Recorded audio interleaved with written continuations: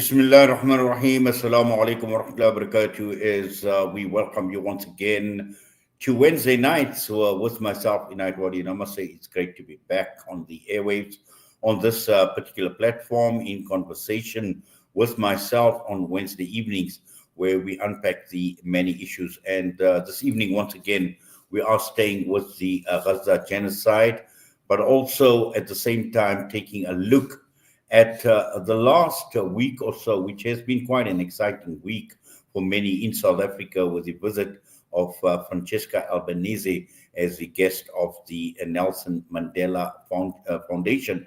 And we've seen the turnouts obviously has been magnificent. The events in Johannesburg, Salam Media being proud of being selected by the Nelson Mandela Foundation to partner with in some of the events that had taken place. Personally, for me, it was a great honor to be able to interview, or being one of the first media houses to have a one-on-one interview with Francesca Albanese, and also the round table that we were able to facilitate with civil society. But having said that, the event in Sandton, once again, Francesca, a global voice for the people of Palestine, a global voice against genocide right across the entire world. And having survived what she has in the last 2 years, and we know that sanctions have been expended against her, suspensions, and clearly this creates a very, very dangerous precedent again, and looking particularly at the world, looking at many of the countries, particularly in the West, and once again targeting people that raise their voices for the people of Palestine. And we see it in many other parts around the world. Other prominent individuals like Sami Hamdi, who was arrested in the United States of America.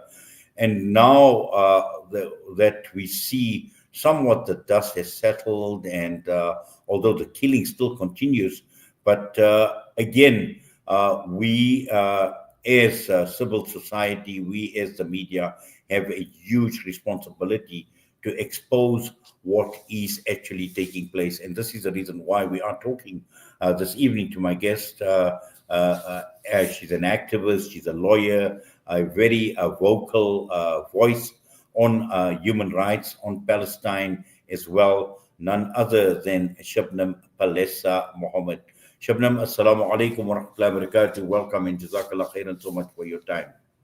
Wa alaikum assalam, brother Inayat, and shukran very much for this opportunity to talk about some very important issues affecting South Africa and the world. Yes, clearly, and I think, when one looks at how security of countries have come under the radar, they've come under threat as well.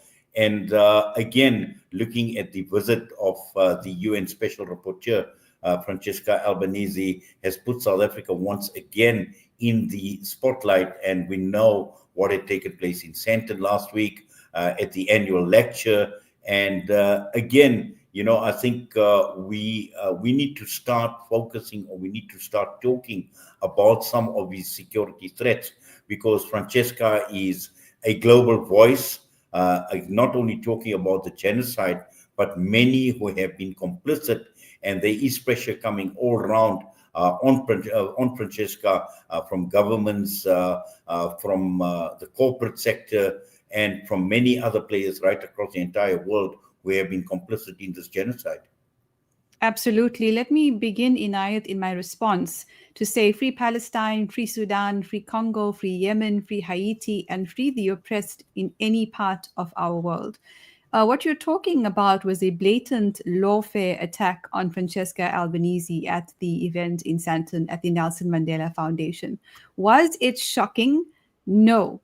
It's very clear that the Zio imperialist machinery decided quite deliberately to serve these papers on her at this particular event, even though they had other options.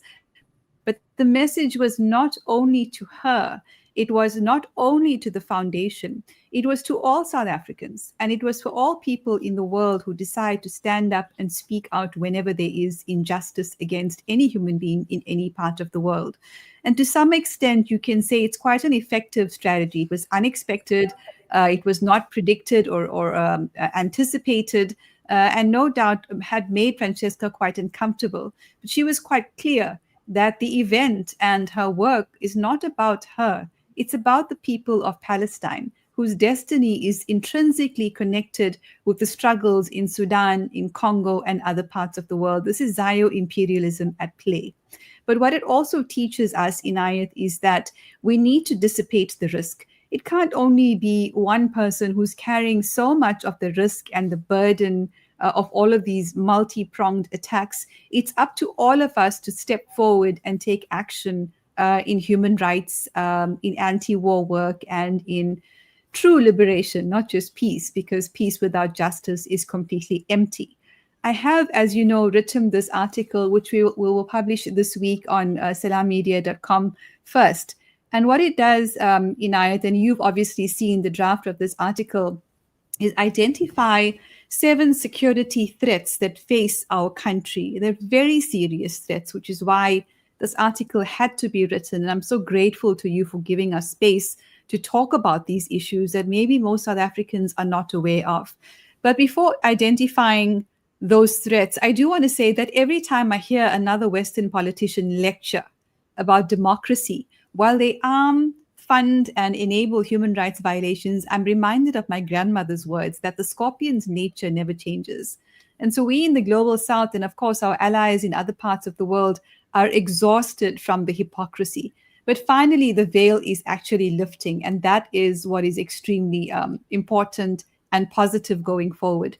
What we see these threats in diplomatic threats, in economic sabotage, in physical attacks, and in well-funded campaigns to break our country apart. You might remember Bell Pottinger was just one example of that, right? So they're not hiding their agenda. They're just counting on us not to connect the dots, which is one of my favorite things to do. What we are witnessing is a coordinated campaign of Zio-imperialism, which we all know, which all right-thinking people in the world know is a violent ideology that fuses Zionist political expansionism with Western imperial interest, right? Taking aim at our country that dared to stand up for Palestine at the International Court of Justice. And I say this within the context, Inayat, of the fact that apartheid Israel, right, the settler colonial project, stood with apartheid South Africa, right? And in 2010, that same rogue regime stole missile technology from our country, and they were never prosecuted. The story just went away. So who is really running our country, and to what extent is our country actually occupied? You talk about the example of Francesca Albanese, and this is an important one. In fact, the article is titled, Zio-imperialism takes aim at South Africa, the Francesca Albanese lawfare shot. She's one of the few UN officials who has been courageously documenting the genocide, and the UN itself is deeply flawed. In my perspective, it is high time that we look at alternatives to the status quo. It was an act of intimidation, but it was also calculated to humiliate not only her, but us as South Africans, by infiltrating the Department of Justice and making sure these documents got served without the due process that has been built into our operations. But it's also intended to harass. We know she's facing sanctions, etc., and to silence all truth tellers that you too might be served with legal papers. And how are you then going to defend yourself if you don't have the resources to do so? And the machinery of US lawfare is actually extremely substantial. They've in fact got the Hague Act. If any one of them or their allies are arrested or imprisoned and at the Hague, that they will actually go after the Hague. And you know what that means. It generally means physical attack. So I'm going to pause just after saying this, and then we can talk about some of these threats, Inayat, starting with economic sabotage. But this move on Francesca is straight from the apartheid era playbook. Vilify the witness, attack the messenger, and then use legalistic bullying to obscure the facts of mass slaughter. Like Marikana is one example. We've never seen justice for those mine workers who were slaughtered at and by Lonmin. By targeting Albanese, they send a chilling message to the same lobbies that seek to silence criticism of Israel globally. They're operating brazenly on our soil, attempting to undermine our constitutional rights, our human rights, our right to assemble, our right to free speech, and our right to pursue international justice. And we should treat it as an act of aggression in determining strategies that are going to protect us as a country and advance our interests. Well, Shabnam, there's no other way of looking at it as an act of aggression, as you pointed out.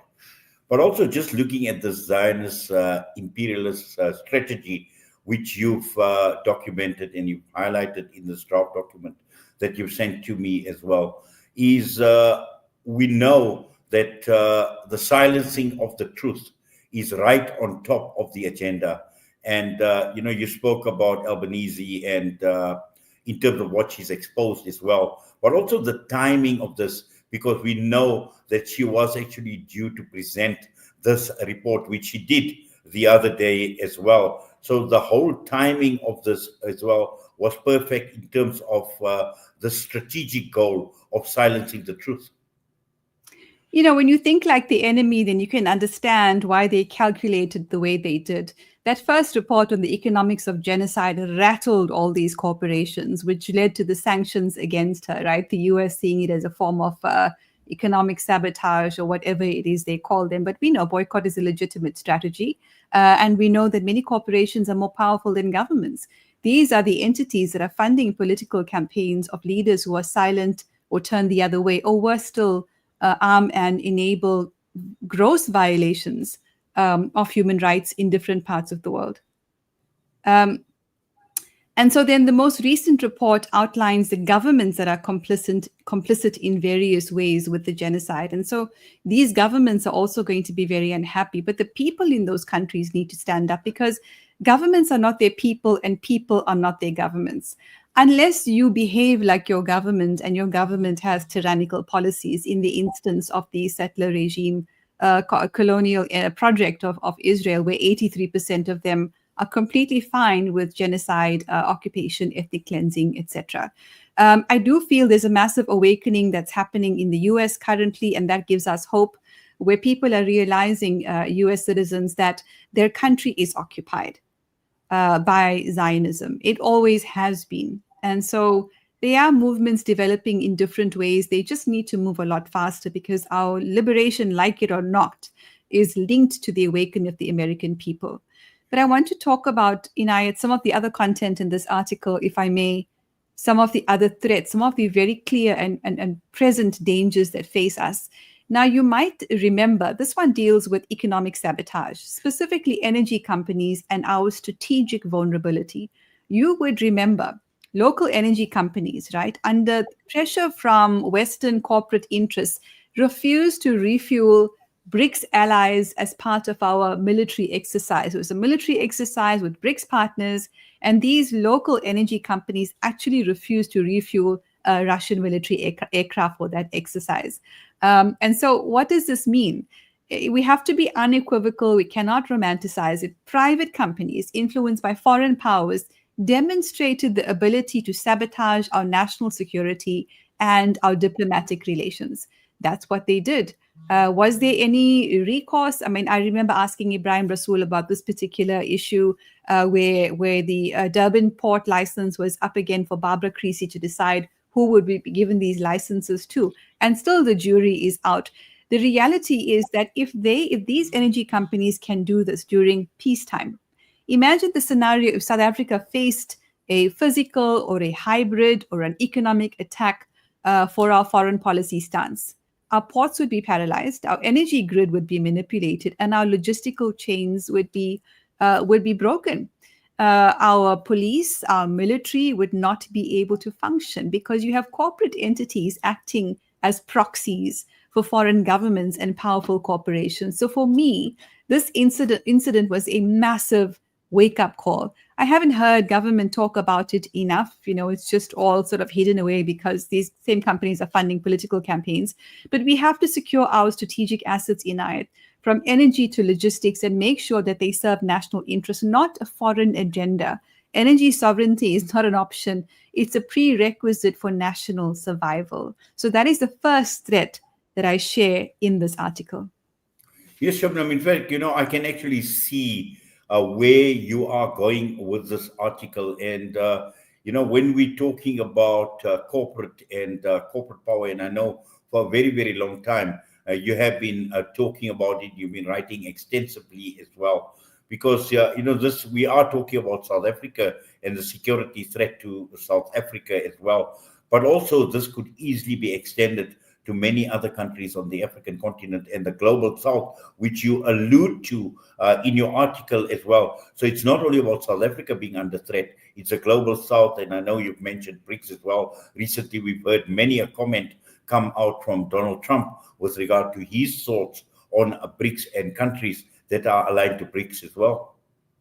Absolutely. And Glencore is another one example of those corporations that poses a clear and present danger and threat to our country, not only because of their shameful decision to supply coal to commit genocide. And of course, African Rainbow Minerals is complicit as well. Let's not romanticize that either. It is a glaring fact that they are.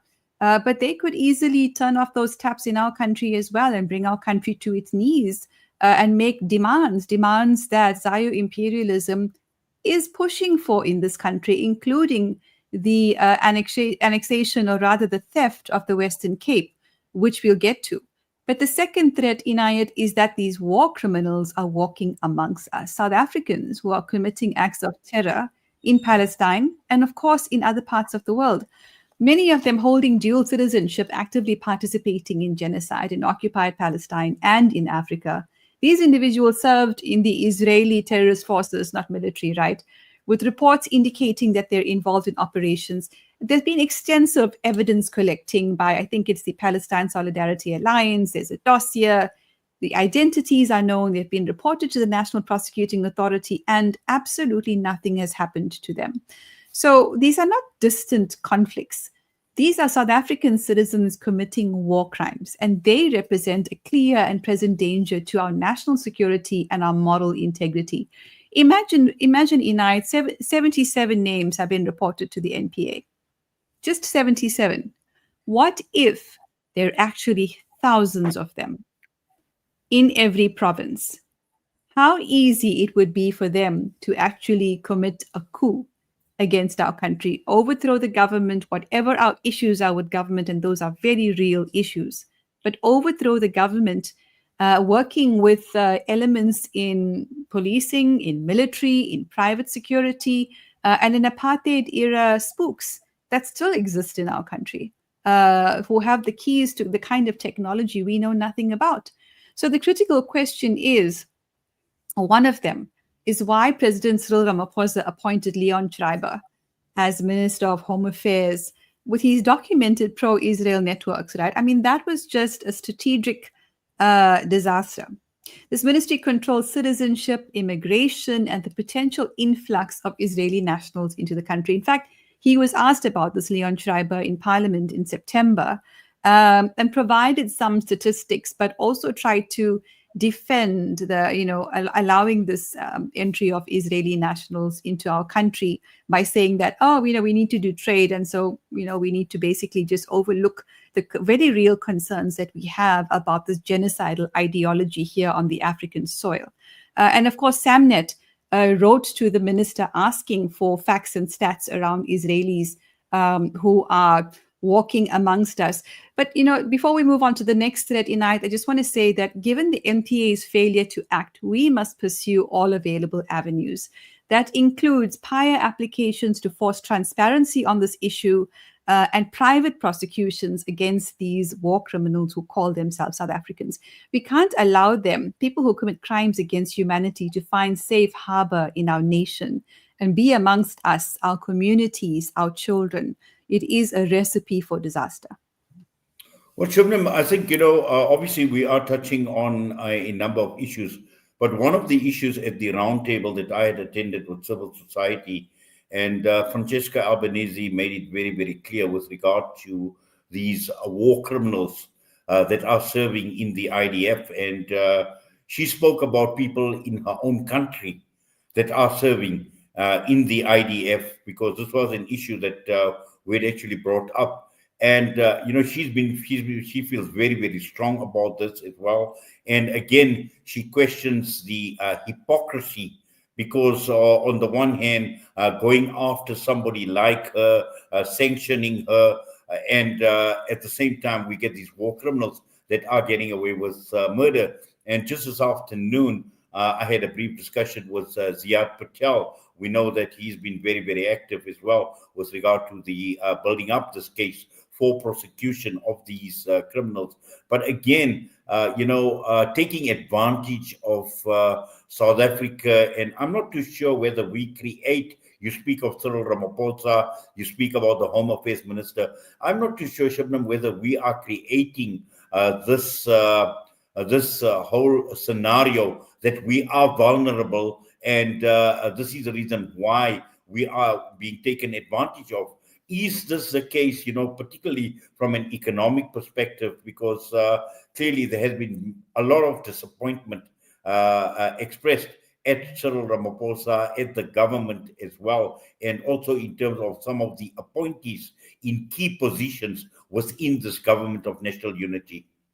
Absolutely. I mean, some of those appointments are I'm still so devastatingly worrying, like in agriculture, for instance, to have a DA representative in charge of agriculture is for me deeply worrying. From the fact that the foods could be genetically modified, and we know South Africa's policies on this are good, but in application disastrous. So this affects our health. To food supply, which can also be used as a weapon against the population to do what the representatives of Zio imperialism actually want to happen in this country. And food hunger is a weapon that can be used against any country. We've seen it used against numerous countries, especially those that are standing up for their right to sovereignty. So these appointments are very worrying. And I guess in one way you would say, oh, they don't make no sense. But actually they do, because you've got to ask yourself who governments are actually serving besides themselves. The Madlanga Commission is instrumental in helping us understand that. As have been many other commissions of inquiry, the subject of the rand manipulation. How long has this been going on? And absolutely nothing is being done about it. Yes, it's at the competition tribunal, etc. But what will happen next? How many people have been forced into poverty, have lost their homes because of rand manipulation? It's not just going on for now. These same banks have been complicit in enabling apartheid. So from those days, and there's been no accountability, maybe a minor little fine, and that's about it. Why do we allow them to operate in our country? So again, to what extent are we actually occupied? And that question becomes very relevant when you look at the issue number 4 that is identified in this article, which is the Zionist lobby's local operations and how important it is to name the name. So this assault on our sovereignty is not abstract. It has local actors, such as the South African Zionist Federation, the South African Jewish Board of Deputies. These are not cultural organizations. They are political lobbies that are extremely well-funded, influential, and powerful. So they have actively orchestrated the legal harassment of Francesca Albanese. And of course, they would deny that, but it goes without saying that they would have been contacted and communicated. If you looked at their comments on this issue on X, for example, they're really happy that this has happened. And it flies in the face of everything they say around the law and around free speech and etc. Secondly, they've campaigned to have South Africa's ambassador to the US actually recalled. They've also consistently defended Israeli war crimes and attacks on South Africans who support Palestinian rights. So, and not just the war crimes that are happening now in the last 2.5 years, but always, right? They've never been on the right side of history on this subject, and it's unsurprising given their history. These organizations represent the operational arm of Zio imperialism in our country. So we have to name them, we have to understand their networks, we have to expose their influence on our media, on corporations, on our political parties, because their campaigns are documented and they're ongoing. Before we move to the fifth one, Inayat, this is very important. And I know we got to take a break shortly, but about 3 days ago, there was a report on X about an IED, a potential explosive device in Johannesburg that was located, and apparently it ended up not being an IED. But the point is, every couple of years, this narrative finds its way into our space in South Africa and also internationally. And we know what the current trick is. It's been very hard to force people, to brainwash people to like Israel. So the current thing now, they've changed tactic, turned people against Muslims. Of course, Palestine is not a Muslim issue. And so you see this narrative on X, and all of these bots and these paid influencers are climbing on it to say that Muslims are a threat in this country. So you can anticipate, Inayat, that there is going to be, heaven forbid, may God protect us, some sort of false flag attack on this country. And we are not ready. We are not ready to see it for what it is, to investigate it, to expose who is behind it, and to stand united as a country. We saw what those riots did in this country, and I'm really hoping that people learned a lesson from that. Because when the false flag happens, not if, we have to be prepared to stand together as a nation. Just today, I noticed on X, some random account did a long thread on, the Afrikaners, about 46 of them, that wrote this letter saying that those guys were talking about white genocide. We don't claim any of that. And they also highlighted Gaza and Sudan, etc. So this person does a whole string about these people and what their X accounts are, basically some kind of expose. And at the end of that post, basically calls on US imperialism as represented currently by its, front face, Donald Trump, to drop bombs. So we have elements in our country that are actively inciting violence against us as a country. And we know what happened when Ramaphosa went to go and meet Trump. But we'll get to that shortly. I'm just mindful of your time, and then we can move to the next threat, number 5. Yes, Shabnam, while it's still fresh in my mind, and just before we go for the break, you speak of the Zionist lobby. We know how extremely powerful they can be, how well funded they are. And just last night, before I was boarding my flight at King Chaka, I actually met a very prominent political analyst. And she highlighted this to me in terms of how powerful this lobby is. But, when you make the point that there could be a false flag operation, and as a Muslim community, are we going to be ready? Are we prepared? And this was her observation. And to an extent, it was also a criticism at the Muslim community in terms of how inwardly focused we are, and in comparison to the Zionist lobby, because we know that they came well prepared at the Sandton event. We've seen it in the past where Salam Media had hosted Yumna Al Said in Cape Town, where Sheikh Riyad Pattar made that comment, "I am Hamas." Yeah, he made that comment, and we've seen what the repercussions were from the Zionist lobbies in South Africa. And once again, we obviously need to be prepared. We can't be seen as being caught with our pants down. And this was her observation. And I'm sure you will concur that, sometimes we are just too inwardly focused, that we don't see these strategic threats that you speak of, in your piece that you've written, that we don't see it, and we don't think long term as to what some of the repercussions or the consequences could be. Absolutely. But this threat that we face, all these threats, in fact, are threats to us as South Africans and as Africans. So our whole country would actually be disrupted, and heaven forbid, people may be harmed. I don't know to what extent our government is prepared for that. I mean, a couple of months ago, They were talking about a coup, and then, oh no, there's no coup. Don't worry, we've got it under control. And the reality is that, Inayat, the number of private security officers is double the number of police and military combined. Now, I'm not at all inferring that we have anything to worry about from the private security industry. But we have to think about who owns these companies. Where do they get their training? Are they training in the apartheid regime project of Israel or in the US? Would they turn on us if they were paid like the so-called Gaza Humanitarian Foundation, paid very well to commit war crimes against the Palestinian population?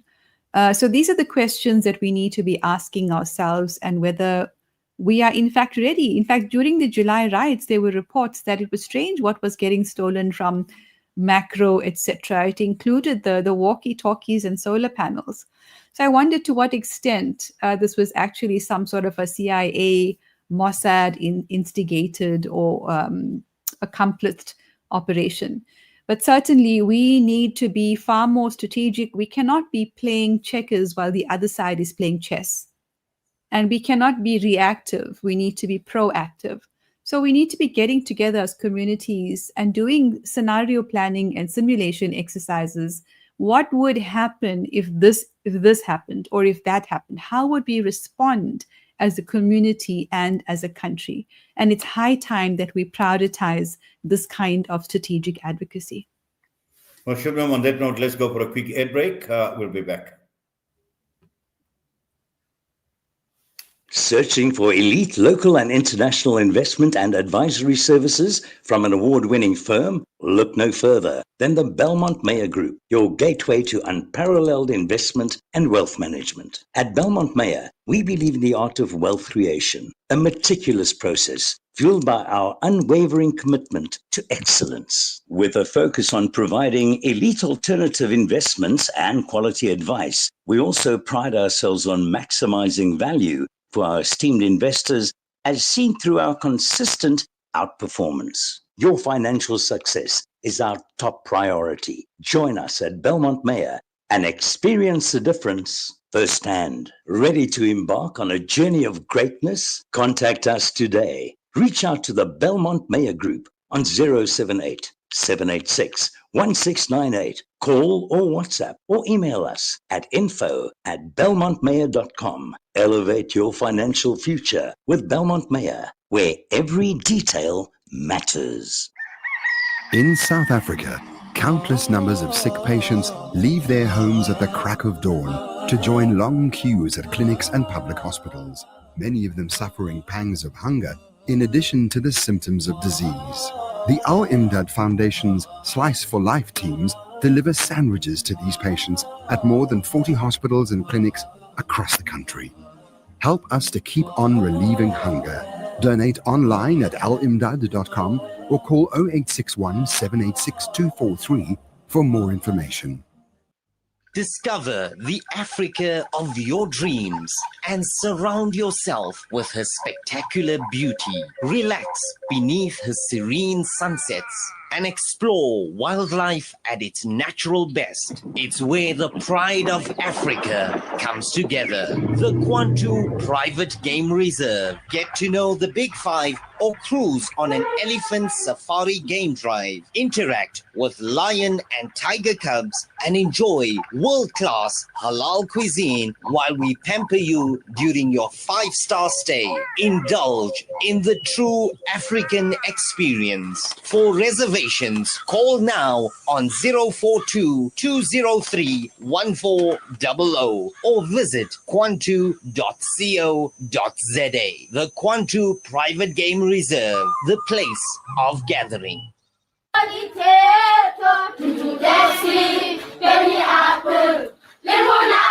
Penny Appeal's Education First campaign helps children to get access to quality education. I'm 14 years old. When I grow up, I'd like to be a scientist. We believe every child belongs at school, And we want education, a better education. learning and dreaming their way to a better future. With your help, we can provide classrooms, desks, stationery packs, and school shoes. Help make these dreams a reality. Visit www.pennyappeal.org.za or call 031 1100 573. Penny Appeal. Small change, big difference. Shimmer, sparkle, captivate. Nothing less than a masterpiece.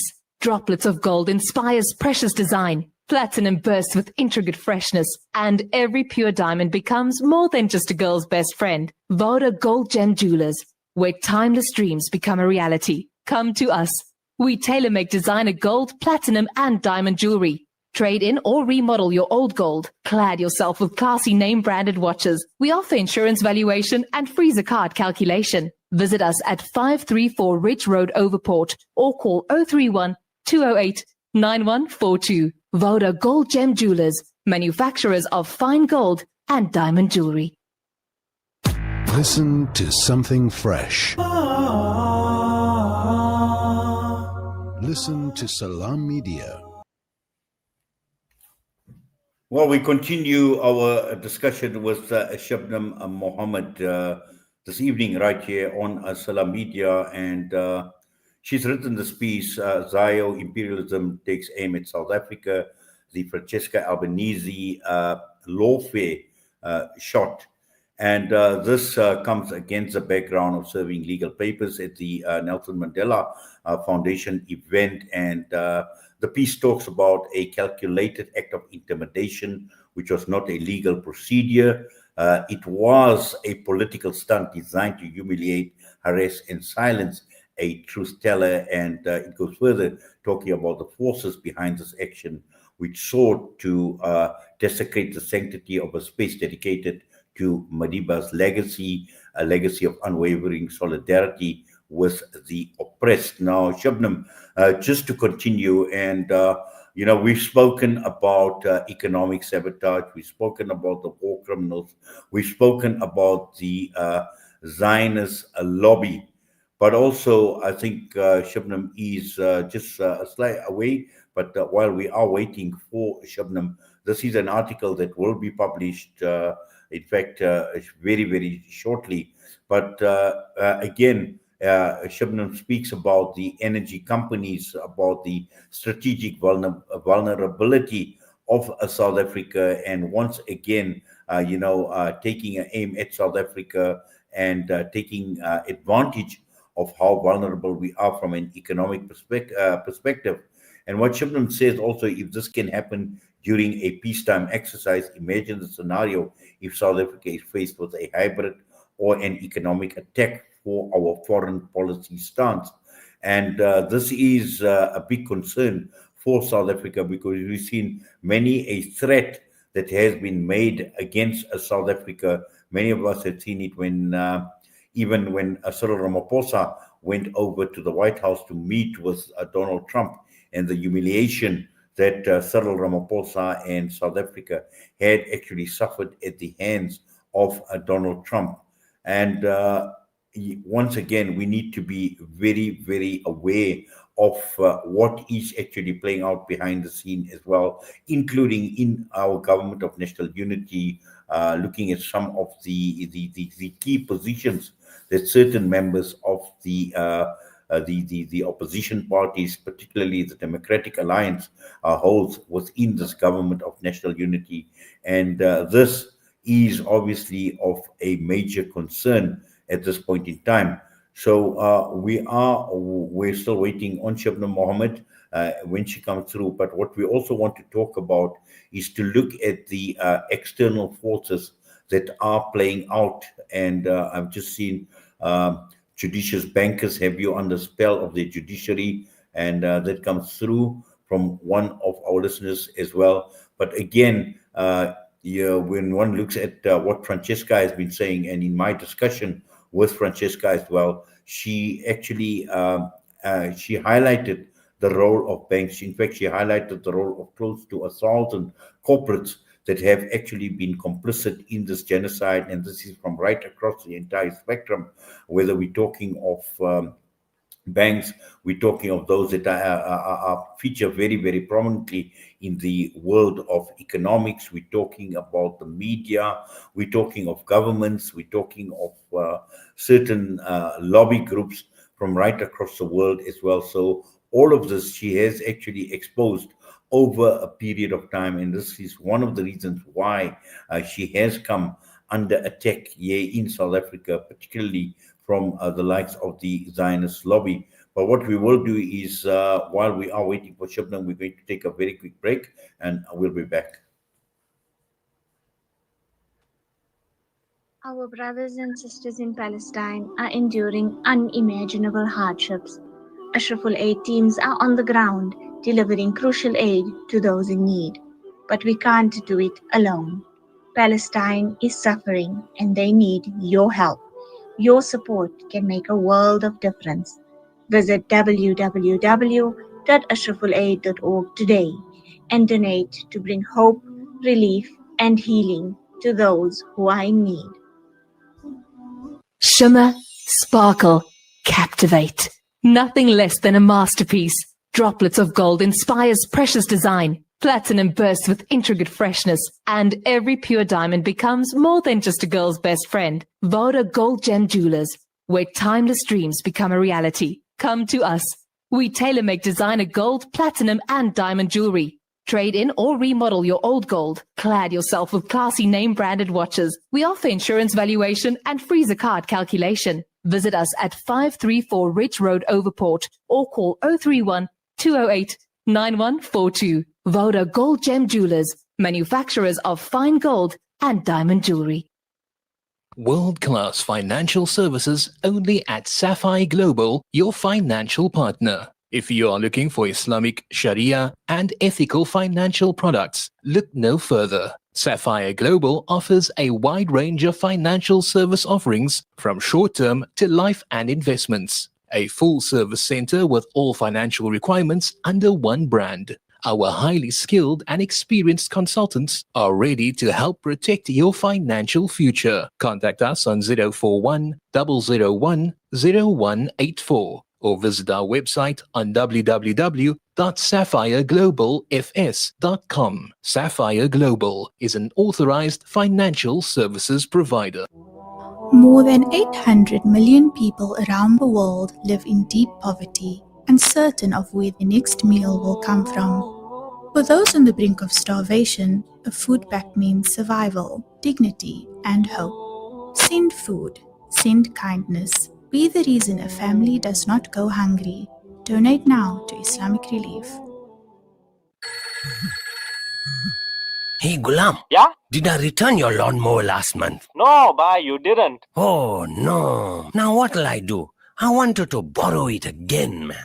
With Randry Jewelers, you won't have to borrow or lend because the prices are so well trimmed on all gold and diamond jewelry. Alternatively, we could remake your old jewelry into a brilliant new design. Visit Randry Jewelers at 151 Stevens Lamini Road, Musgrave, Durban. Randry Jewelers, the family name you can trust. Listen to something fresh. Listen to Salam Media, your humanitarian broadcaster.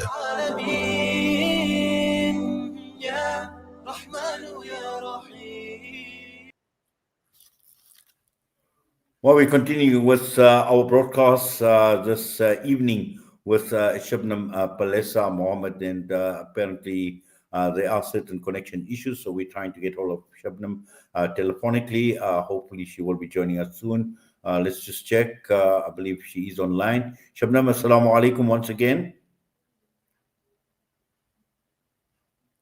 Shabnam, assalamu alaikum. No. We are having a bit of a connection issue with Shabnam. We need to apologize for that. But once again, I think, what is the most critical issue for us here is as civil society, as activists, as media, as professionals in this country, is one needs to be aware of these threats that Shabnam is speaking about. She's highlighted in this article 7 strategic threats that are facing South African security. Shabnam, I know we lost you there for a minute, and obviously we do apologize. We know, there have been certain connection issues. But Shabnam, let's just continue. And we spoke. Can I just say, Inayat, that I don't think that was just some a random thing that happened. Last night, I was hosting a show also on Salam Media, similar issue, and tonight, clearly they don't like what we're talking about, but clearly we don't care. Thank you for holding the fort. Not a problem, Shabnam. Shabnam, we were obviously talking about some of the local threats, and we're talking about some of the local actors, the Zionist lobby, and the like as well. But also, one must not lose sight of the international players at play here. And I think one of the threats, security threats that you've identified in the piece you've written, and you've singled out the U.S. government as well, because these things just don't work in isolation. This is not just a South African, a local issue, but there is a bigger picture, and there are many external players that are playing out as well. And let's just talk a bit about, for example, even in the case of Francesca as well, the US government and its involvement. Absolutely. I mean, those papers were driven presumably, through the US, but of course we know that they're it's hard to know which is the dog and which is the tail between the US and is not real. But certainly it's been driven through the US, who has that financial muscle that's only coming off the back of hardworking taxpayers whose money is being laundered through the system constantly. But also there are lawyers within our country who are willing to be a part of this absolute disgrace, which tells me that these same lawyers would also have supported apartheid in South Africa. They would have also facilitated the genocide in Congo, which killed 20 million Congolese. And they would have probably remained silent during the Holocaust of Jewish people. And so we have these people amongst us. They are operating as a machinery of Zio-imperialism. They have infiltrated every layer of society, not just the law fraternity, but politics and philanthropy and media and so on and so forth. And so we have to be able to call them out. Some of them are doing this very cleverly. The facade is so good that it would be difficult to find anything on them or point anything overt out, but they're still exercising enormous influence. And a lot of that is through philanthropic efforts. I mean, if you look at US aid and funding being withdrawn, for me, that was not a disaster, but an opportunity. I sympathize with those who lost their jobs as a result.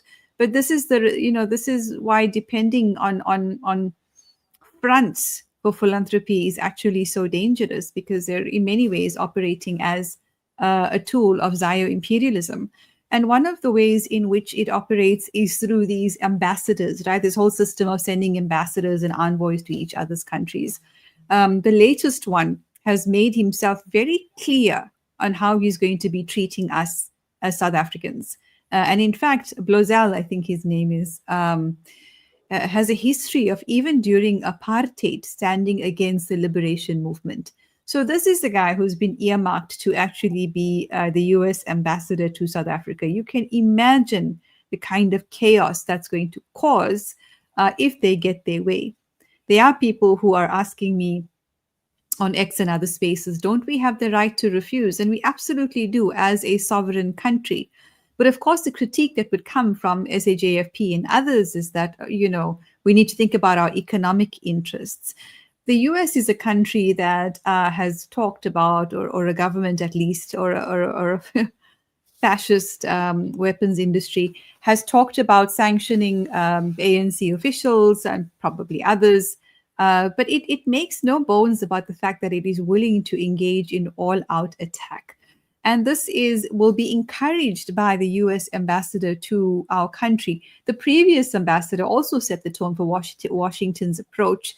Inflammatory comments accusing us of being obsessed with Palestine, ignoring our history of solidarity, and labeling our apartheid comparisons as despicable. So only they have the right to free speech, and they hide behind the Constitution, which actually means nothing. They've just cut off food stamps to the poorest of the poor in the US. So I think people are the awakening in the US is going to happen a lot quicker. I don't think Trump is going to make it to 2028. God willing, he'll be replaced by people like Thomas Massey. But whether Democratic or Republican, their core mission is to police dissent and to enforce allegiance to their agenda. And it's inextricably linked to protecting Israeli interests, Israel being the military base of the US weapons industry in the so-called Middle East/West Asia. So the envoy may change, but empire's directive certainly doesn't, which brings us, Inayat, to number 6. And there's just 2 more left, right, in this article anyway, about the secessionist plot to separate the Western Cape from the rest of the country. So this is a very well-funded campaign, and one of its drivers is Phil Craig, right, who is a UK national operating here as if it's his backyard or his playground.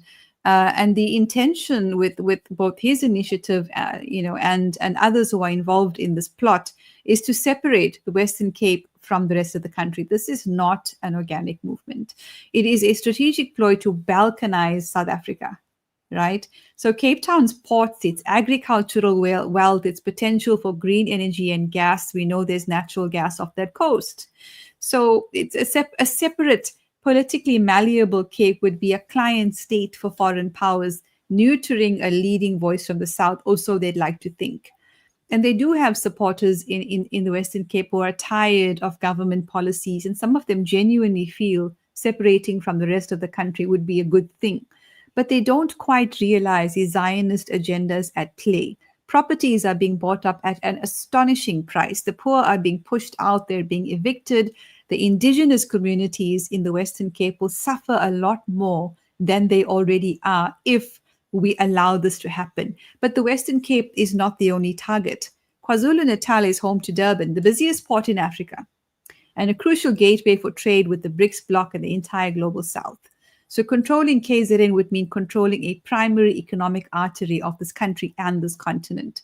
Then there's Gauteng, the nation's economic engine housing the JSE for what that's worth. I don't believe in that system.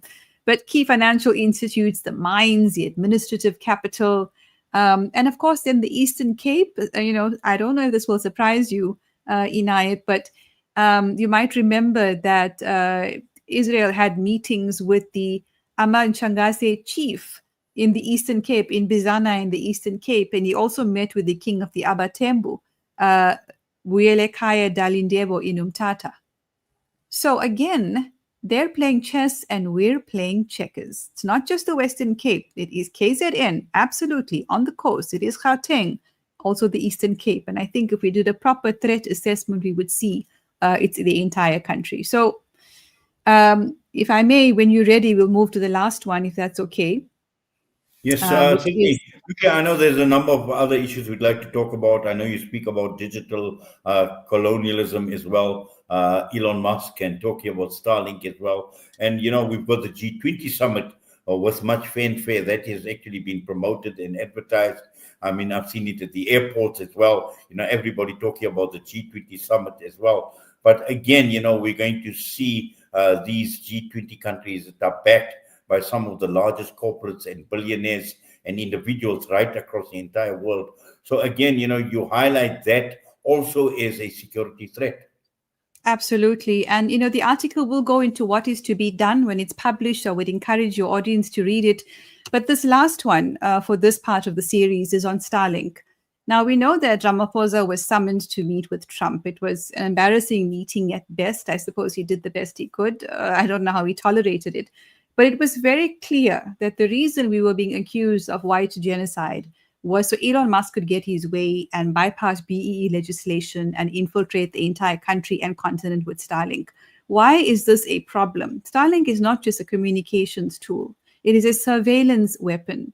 In addition to that, Elon Musk himself has admitted it can be used as weapons from space. So you can imagine why they want to get into South Africa, into the rest of the continent. They're already in Lesotho. And in other parts of the world. Iran had refused them. In Ukraine, Elon Musk switched it off when he didn't like what Ukraine was doing. So you can imagine having our communications in the hands of Zio-imperialists. As it is, a worrying amount of our contracts in water, energy, defense, agriculture, and communications is in the hands of Zio-imperialism. So we need to be very careful about Starlink and what its actual agenda is. At that meeting, Johan Rupert also advocated for US drones to be used in our country. Again, a weapon of surveillance and dual-use technology which can attack and assassinate political leaders, for example. And so we have to raise the alarm in Africa, the global south, and other parts of the world to recognize what these technologies are and to do what we can, not only to resist, but to build alternatives. And as I said, Inayat, this article will go into what is to be done, and I hope that your audience will read it. Yes, clearly, and I think perhaps, we've got a few minutes and just to highlight, what needs to be done, what are some of the options in terms of a call to action? Absolutely. So we have to build sovereign systems. We have to accelerate development of sovereign energy, finance, and digital infrastructure. We have to expose Zionist networks. And one way of doing that is to support investigative journalists into their agenda and their operations. We have to pursue legal accountability, filing PIA applications, private prosecutions, but also we need resources to defend people, not only like Francesca, but there are others who come under attack by the machinery of Zio imperialism. Strengthening our global South alliances. There's a great debate, and people like Professor Patrick Bond talk about whether BRICS is just another form of imperialism, sub-imperialism. Yes, we want multilateralism. No, you and I don't have a seat at that table.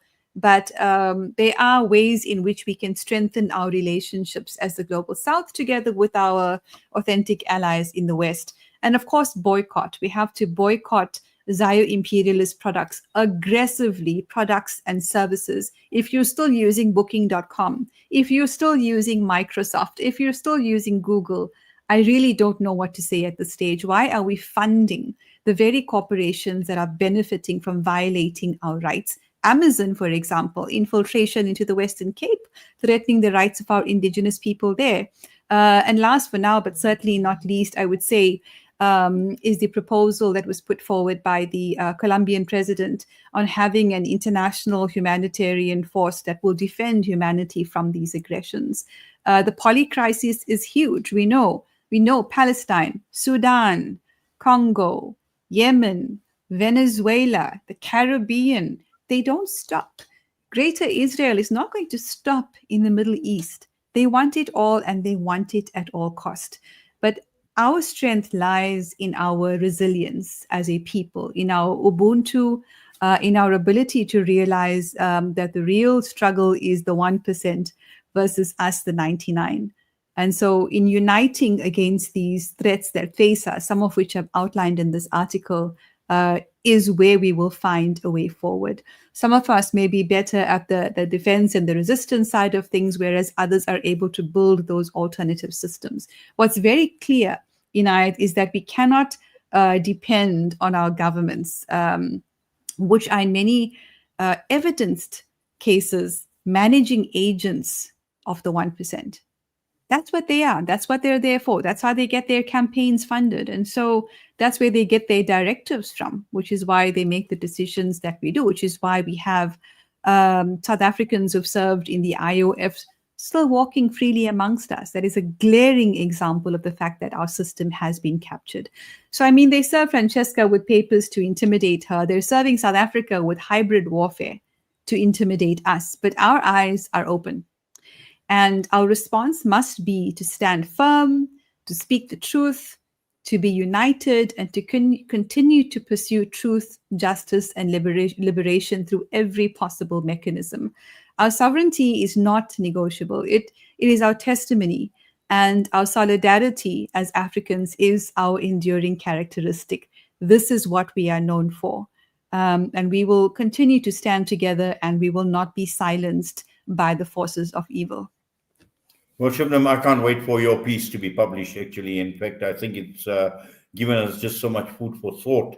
And once again, a fantastic job that you've actually done in putting this piece together. But again, it raises the certain alarm bells, and one must not be deaf to these alarm bells that are sounding.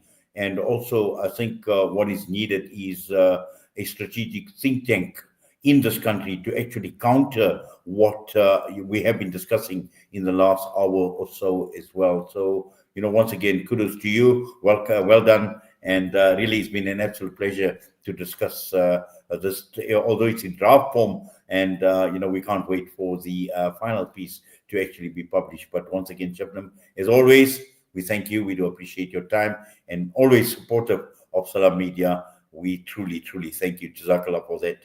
Assalamu alaikum wa rahmatullahi wa barakatuh. Wa alaikum salam wa rahmatullahi wa barakatuh. Shabnam Palesa Mohamed with us this evening, and again unpacking some of the most strategic threats, and this comes in the aftermath, and there are many lessons that one can actually take from the Francesca Albanese visit to South Africa, and in terms of serving those papers, and one can just understand why Shabnam has written this article to identify so much that is actually playing out, and we again need to be watchful. We need to be on our guard. We need to be vigilant of these strategic threats, that security threats, not only to us as communities, but also to the country as a whole. And with that, we're going to go for a break. We come back and we will be focusing on another genocide, and we will be focusing on Sudan.